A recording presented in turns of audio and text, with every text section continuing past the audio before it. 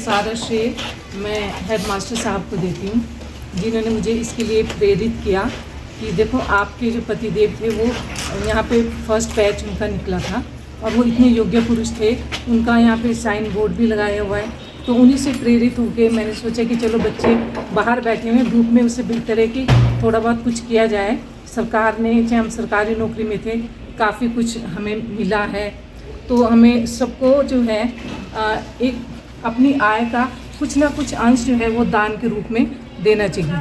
तो मैंने इससे बेहतर और कोई तरीका नहीं समझा। तो मैं एक बार पुनः हेडमास्टर साहब का धन्यवाद करती हूँ कि उन्होंने मुझे ये करने के लिए जगह प्रदान की और प्रेरित किया। इसके लिए मैं बहुत बहुत धन्यवादी हूँ। और साथ में मेरे छोटे भाई राजेश ठाकुर ने कहा कि नहीं, अगर भाभी जी कुछ कर रहे हैं तो मुझे भी कुछ करना चाहिए विद्यालय के लिए। हमारा अपना गांव का विद्यालय है, तो उन्होंने भी मेरे से दुगने प्रेरित होकर एक बड़े हॉल का निर्माण करवाया, जिसमें कि शायद ज़्यादा दुगना ही खर्चा आया होगा, पर पूरी देखभाल भी इनके अंतर्गत हुई।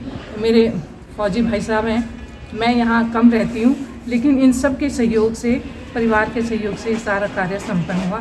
मैं सारे स्टाफ का और अपने परिवार का धन्यवाद करना चाहूँगी। आज की डिमांड की थी कि हाई स्कूल में कमरे कम है विद्या स्कूल में, तो वहाँ पे निर्माण के लिए कुछ पैसा दिया जाए। एस्टिमेट बने ब्लॉक के माध्यम से प्लानिंग में गए, पर ना ही शासन ने ना ही प्रशासन ने इस ओर को ध्यान ही दिया। कम से कम ज़्यादा नहीं है, कोई एज ए प्रधान होने के नाते मैं भी शासन और प्रशासन के बाद पता नहीं कितनी बार जाके आया कि बच्चों की बहुत बुरी हालत है, बरसात में के दिनों में बहुत दिक्कत होती है।